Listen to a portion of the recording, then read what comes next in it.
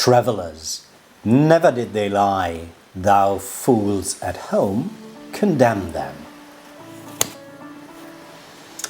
Cheerio surf addictors, merhaba friends and Shakespearean surfers.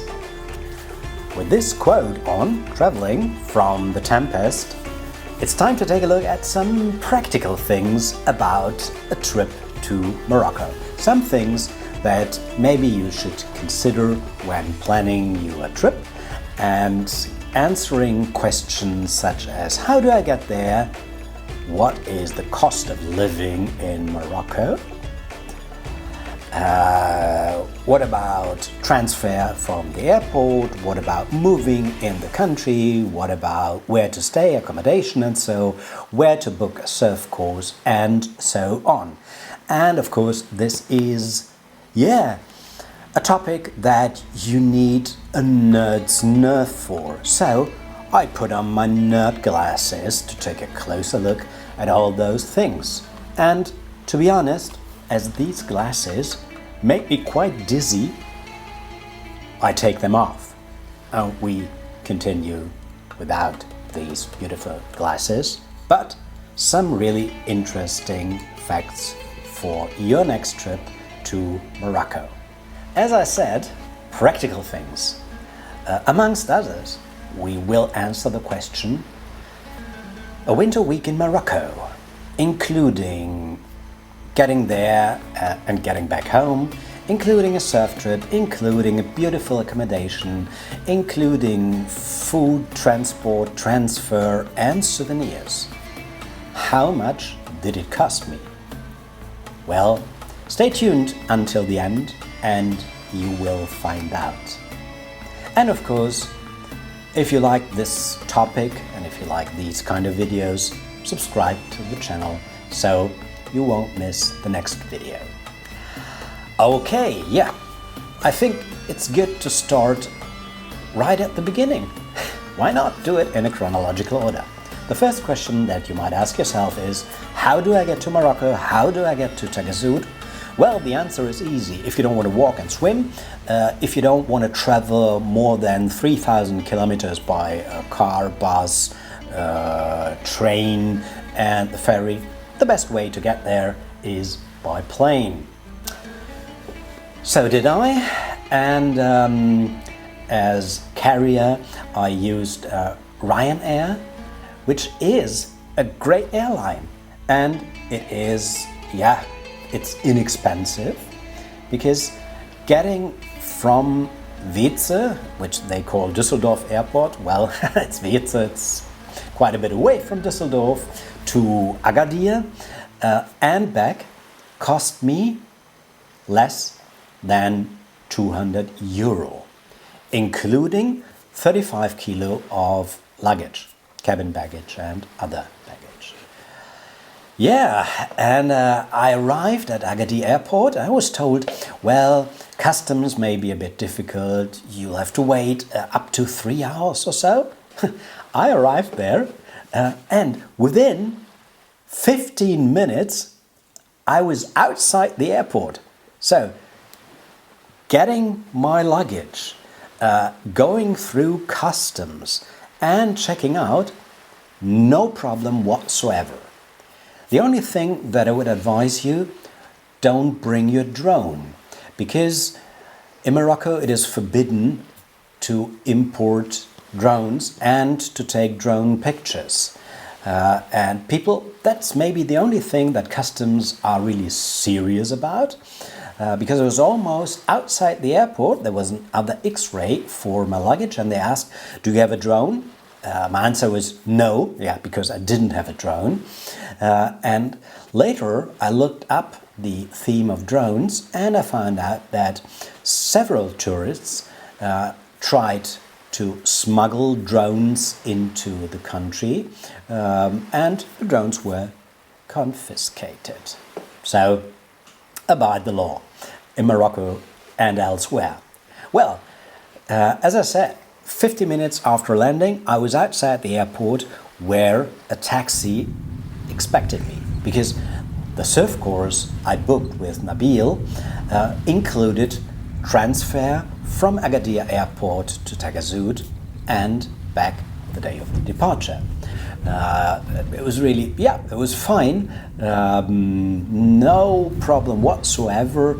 We stopped on the way to change a bit of money, because don't change money at the airport. Just ask a serious taxi driver where to change money.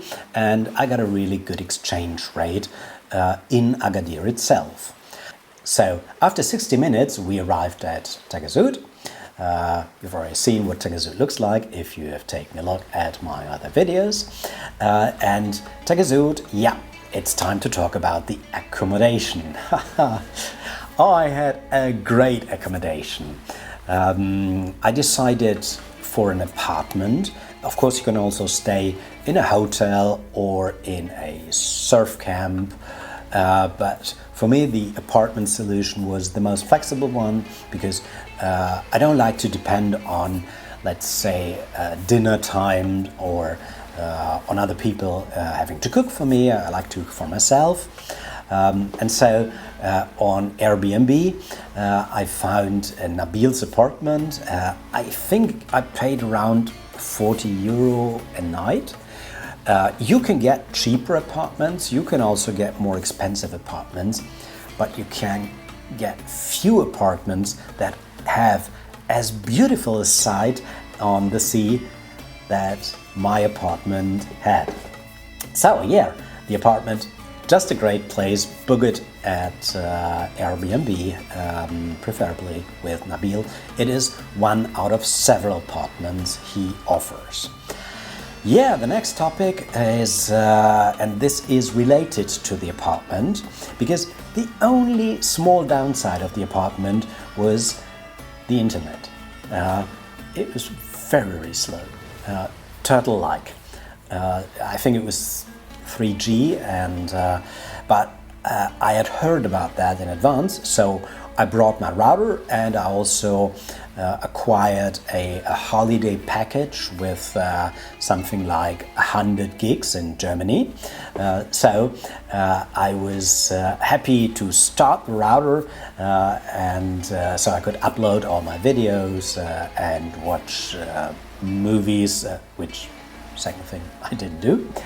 And I was a bit disappointed, because I hadn't looked at the terms and conditions of this package that I brought at Aldi in Germany. It was limited to Europe. Ho, surprise, surprise, Morocco is not a part of Europe. So I had to rely on my local provider in Germany, which is Vodafone. Good news, they helped me, so I had stable internet all the time. The bad news, they're over-delighted to offer you this service. And the service of international coverage cost me almost €100 for 1 week. And that was, it was definitely a small negative surprise. Which brings me, to the next topic, the cost of living in Morocco. The cost of living is relatively low, especially for food, be it food that you eat in a restaurant, or be it food that you buy in the shops. I had a beautiful tagine the first or the second evening, I was sitting there on the street and had tagine with the super sweet Moroccan tea. Altogether, it cost me less than 40 dirham, which is less than €4. Imagine the same thing in a restaurant in Germany. Maybe you pay 35 to 40 euro. And as I said, I stayed in the apartment. I also like to prepare things for myself, to cook a bit. And here is an example of what you get for 20 dirham, so to say around €2. It was 3 bananas, out of which you see 2 here because the first one I immediately ate it. It was delicious because it came from Banana Point, which is near Taghazout. Really delicious banana. 3 tomatoes, a loaf of bread, and the madeleines, which were definitely the most expensive part of what I bought for €2. So it is really cheap to buy food in Morocco as long as it is produced in Morocco. Because if you buy imported food, Nutella, Snickers, which I did, or what else? Muesli, yeah. It's the same price as in Europe. So, another fact that you have to know, Taghazout is a dry city, not only climate-wise, but they don't sell alcohol in the shops there. And if you want to buy something that is a bit like alcohol, which I did, I think it was the last evening to celebrate my stay in Taghazout, I went into a shop and I saw, there is a small bottle of beer with the label. It said Bavarian beer. Okay, I bought it. It cost me almost €3, 0.25 liters. I went outside, I felt like a gangster. And when I was at home, I took a closer look at the label and it said raspberry beer, 0.0% of alcohol. Interesting taste, however. Anyway, what I want to tell you, in Taghazout, if you want to party and drink alcohol, it's a bit difficult, but you shouldn't go there if you want to drink. You shouldn't go to no place if you want to drink and have fun. So that's it for the cost of living, including the internet. The surf course, it cost me around, I think it was €250, all inclusive. It was a group surf course lasting about 4 hours every day. But I was lucky because there was no group. So I had an individual VIP treatment from Nabil, and this really improved my surfing skill. This included theory of surfing, reading the waves, a thorough warm-up, a good practicing on the beach, a time in the waves, either with or without Nabil beside me, and it included transfer to the most beautiful surf spots, and this package also included the trip to Paradise Valley, the one day that we didn't surf. So wow, it was definitely worth the money, and it was fun. Thanks again to Nabil, and I'm already looking forward to see him and to improve my surfing skills further, because that's what was one of the great advantages of this stay and of spending your time with a surf teacher. Because if you're on your own, you make the ever same mistakes, because there's nobody to correct you. If you got somebody who corrects you and does this in a professional and polite and nice way, well, you sure will advance. Okay, so that was the part of the surfing and the course. Regarding transport, the roads in Morocco, they are fine. Unless you go, of course, into the mountains, but that's like that everywhere. So if you want to rent a car, that's something you can do. You can also drive by bus, which is most probably the less expensive way you can drive. You can move by train. There are super fast trains in Morocco, so the choice is all ears. Of course, my experience was limited to Agadir and Taghazout, but it was a great experience, and I hope that you will have a similar enjoyment of staying there. Well, okay, I think that's about it regarding the nerdy topic of practical things. I hope this video was of help to you. If you liked it, of course, thumbs up. If you didn't like it, thumbs somewhere else, wherever you like them.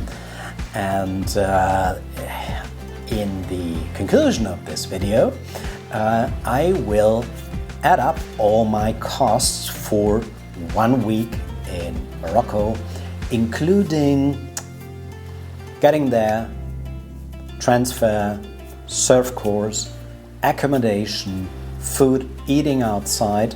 Oh, and also I bought some souvenirs, which cost me, I think it was €35. If you buy something there, you will have to negotiate or just accept a relatively high price. Okay, so that's it for today. I wish you all the very best.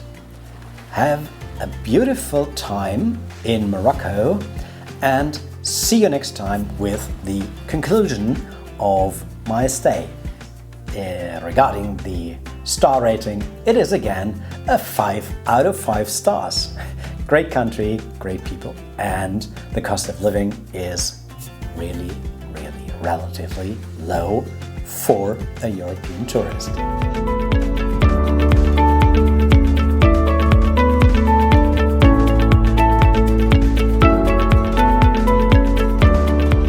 So, have fun, take care, and keep smiling.